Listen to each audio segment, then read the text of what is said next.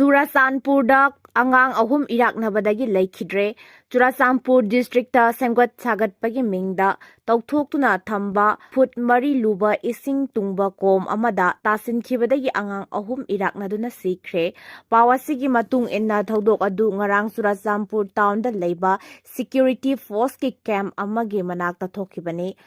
Gangpi Muala village da leiba security force ke training center amagi manakta sanaduna leiba angang ahum soibadagi kom aduda tasin kibani angang sing adu chahi ahum dagi manga fawgi manungda leiba singni kudakta miyam khangnarakuna angang sing adu lokhatpaga loinana laikat nanaba Churachandpur district hospital da pukhatke adu moinamak Dr. Singna angang sing adu sina purakle haina lauthokibani haire Tangkhul amasung Kuki yasinanaba MLA anina honari Ukhrul amasung Khongjang district ki mafam kharada Tangkhul amasung Kuki gi marakta thokliba khana chainaba yummei Taba amasung Nongmei kapnabagi thokdoksing lepnanaba Nagagi MLA anina yamna katna honari lengaki mahut sillaga Ukhrul SLMB constituency gi MLA Ram Muiba amasung Pungyar SLMB constituency gi MLA Laisio Kaising ngasi ayug Imphaldagi Ukhrul district headquarters tamna chatki Makhoi ahanbadadi helicopter da chatkani haina tawrambani adubu police ke section thawrang ningthina lokhalaba tungda National Highway 202 Imphal Ukhrul lambi da oina chatki numijungwa matung pungkhai chatpada Ukhrul district headquarter da leiba Tangkhul katam naw sanglonggi office ta Tangkhul lusingba mayamgi oiba mifam ama pangthokhi irang thok tana ing tappa leiminanaba MLA anina mifam aduda appeal tawki aduba topa miyoi yawhandana pangthokpana kari khanakibage haibadudi chapchana khangba ngamdre adumakpu MLA anina Hongdorakpagi matung inna mifam adu nungthil pung 3:30 tabada loisinkhre mifam adugi matungda Makhoi anigi teamna handakta irang thokiba Mongko Chepu amasung Sangkai da chatuna mafam aduda leiriba Kuki amasung Tangkhulgi khunjasing unaduna irang thokanaba wari sanagani hairi maraksida irang thokiba amasung Nongmei kapnakiba mafamsingda security forcingna operation jathaba lepa leitri maikai animakna bunker semgatnaduna thamlamba sing lauthokpa haukhre Kaifundaida Amukkasu IM ga ZUF ka Nongmei Kapnakhre NSCNIM amadi ZFF ka akanba moongda Nongmei Kapnakhre Thaudok asi ngasi ahing nongyai matung pung 2 tarakpa duwaida Tamenglong district ke Kaimai police station ke manung chanba National Highway 37 gi Kaifundai village ta thokibane Press na phangba pawgi matung inna NSCNIM gi apaba makhlgi khulai paiba singna laklaga JUF na leiba mafamduda Nongmei kapsinduna landarakpani hairi JUF ki Makaidagi sukhut handuna akanba moongda kapsinduna landarakpani hairi ZUF ki makaidagi sukhut handuna akanba moongda ngasi ayuk pung 3 fawba maikai anida Nongmei kapnaki hairi Nongmei kapnabaduda maikai anigi marakta asok apan yawbagi pawdi fangdri Nongmei kapnabagi makhol tabada manak nakpada leiba khunjasing safagadaba mafamsingda leinakre hairi ningsingba yabadi thasigi kundasu JUF na Kaifundai Bilesta NSCNIM gi campta landaduna Nongmei kapnabagi thodok leikrabani Taba Khongjang Changsinlagani chayol amagi manungda Celsius zaithokpagi matangda Manipur leingakna positive oiba response piraktrabade Celsius tawbada non-cooperation yauna Tabagi Khongjang Changsinlagani haina JFD gi maikidigi sarkarda akanba warning tawrakli JFD gi mejeng makhada ngasi apunba nupi loop moirang unit na sinduna April amadagi lamdam asida mikok thiba honare sarkar na thawrang tawriba se mitop khangdok triba makhe mikok thiba yaroi haina moirang bazar dagi moirang singkai lampak fawba masing yamlaba miyamna kholau kaya lauduna Khongjang kiba aduga mari leinana JFD ge finance secretary Sunin Karamna Sarkar da Jackson Warol asi thamkibani CM na Guwahati da KZC ga unakiba adu Manipur miyam da chauna namthak tawbani TIM Chief Minister Yomnam Khemchana tha asigi kunmathoi da Guwahati da Kuki Jo Council gi mihut singa unakiba adu thado in pe Manipur TIM na reject tawi loinana akanba moongda condemn tawi hairi loop asina thadorakiba cherol amana hairibana Guwahati da pangthokiba mifam adu asoba political gi oiba namthak ama oibata natana akhanaba kuki khara pelhannaba Manipur miyambu chauna namthak tawbani Manipur lengakna mamangda kuki jo council kauba loop amata leite haina lauthokrabasu loop adugi mihut singni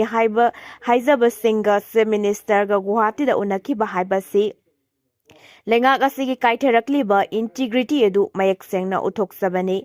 yellow purup nataba singa wari sananaba haibasi lamdam asigi yellow miyamgi integrity amasung identity da akiba pibaga pangkhakni thadau amasung maitei furupna lamdam asida tangdu leitaba hanjin hanaba grassroots rebel dagi honoriba sing asi state amasung center lengakna usinadana leiri Guwahati da pangthokiba mifam madugi agenda mifam aduda saruk yakiba sing amadi mifam madugi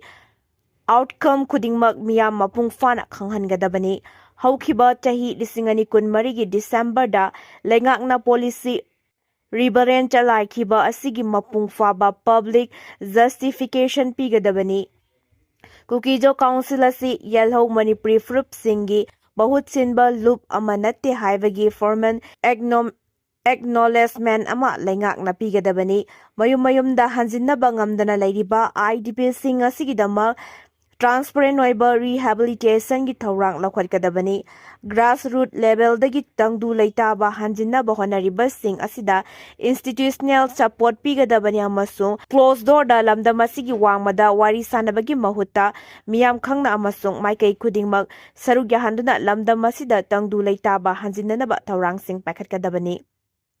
Aranba moongda zathaba thawong singna lamdam asida santi amasung tangdu leitaba phibam halakadaba nate samjin sajinba loop singa negotiate tawbagi maram chade loinana santi puraknaba honabada chingi leiriba achauba indigenous stakeholders sing kanthoklaga namsillaga thamloidabani rajniti gi oiba khudong saba khara fangnabagidama identity manghannaba honaba genuine oiba miyamgi kholau sing na thaiduna thamba amasung asumbabu namsinnaba honaba thawong singda lubasina kaidongaidasu tumina leiroi Manipurgi integrity kaidinaba justice amasung dignity gi damakta chapchana lepkadabani hairi Delhi da leiba Congress ki office March 19 fawbada hongnaba khangankhre Leibaki konung Delhi da leiba Congress party ki maruaiba office ani March 19 fawbagi manungda hongdokhinaba khangankhre 24 Akbar Road amadi 5 Rai Sina Road ta leiba Congress ki national headquarters sing March 19 fawbagi manungda hongdokhidabani haina eviction notice thaki atenba matam gi manungda eviction notice pirakhiba maramna paukhum pinabagi matam phangandre haina Congress ki senior leader amana phongdokhi adumoina mahira masiga mari leinana logi oiba kari karamba thaurang sing lokhatpa yabagi haibadu kupna khanari eviction notice phanglaba matungda Congress ki senior leader singna court ki mateng lauragadra natraga lenga ki matam kharaga Pibi naba haizagadra habagi matangda kupna khanari maraksida Congress Parliamentary Party gi lusingbi Sonia Gandhi haksang amaktabana maram oiraga Delhi gi Gangaram Hospital da pukhatuna laikatnakhre Dr. Singna Congress lusingbi asigi haksang phibam kupna yengsili haiba natana kari karamba lainano haibagi matangda mariksumba wafam phongdokte hairi Ukraine gi drone olhanba ngamba khulai Russiana deploy tawrakre Sahi mari fazlaglaba Ukraine amadi Russia gi land gi manung channa Ukraine gi drone mikup khara gi manungda olhanba ngamba Pansir as haina khangnaba air defense system ama deploy tawrakre